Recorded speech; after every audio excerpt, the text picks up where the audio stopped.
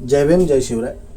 आज 26 सप्टेंबर 1947 ते 1951 पर्यंत डॉक्टर बाबासाहेब आंबेडकर वारंवार संसदेमध्ये एक बिल सादर करत होते.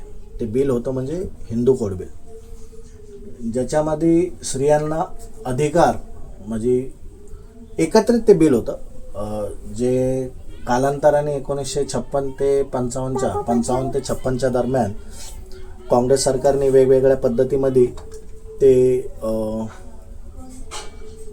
लागू केलं.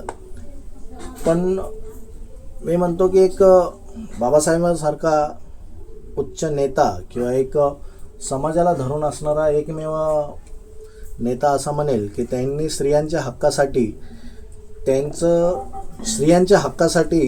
जे काँग्रेस सरकार, त्या कालची जी काँग्रेस सरकार होती, नेहरू सरकारने नेहरू पंतप्रधान असताना वारंवार त्या गोष्टीला त्याचा पुढाकार घेऊन त्या गोष्टीला संसदेमध्ये सादर केलं. पण त्याच वेळेसचे जे काँग्रेसचे जे काय मंत्री वगैरे असतील ह्या गोष्टींना विरोध करत होते.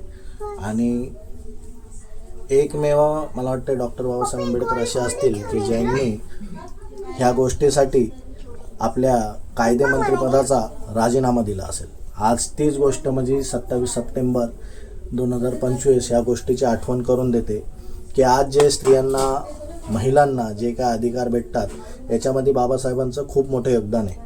जे इतर धर्मीय, इतर समाजातील महिला जे सांगत असतील की बाबासाहेबांनी आमच्यासाठी काय केलं, फक्त एकतर्फी आहे किंवा तुमच्या समाजासाठी काहीतरी केलं असेल, तर असं नाही आहे. बाबासाहेबांचं योगदान हे भारत देशातील प्रत्येक महिलांसाठी खूप मोठं योगदान आहे. खूप मोठं त्यांचं कार्य होतं या गोष्टीसाठी. महिलांसाठी त्यांचे विचार खूप महत्त्वाचे आणि मोठे होते की त्यांना वाटत होते की महिलांना खूप मोठा वाटा आहे या समाजामध्ये.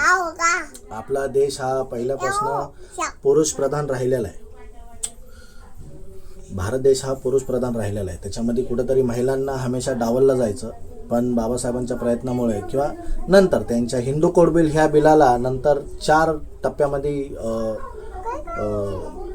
पुनर्विवाह असेल, विधवा पुनर्विवाह असेल, बालविवाह असेल. बालविवाहाला तर मला वाटतं नंतर बंदी आली असेल. पण आपल्या वडिलांच्या संपत्तीमध्ये अधिकार किंवा इतर जे काय असतील हे नंतर 56 ते 55 या 1956 ते 55 या कालावधीमध्ये झालं होतं. तर आजची आठवण आहे ती आठवण करून देण्यासाठी. जय भीम जय शिवराय.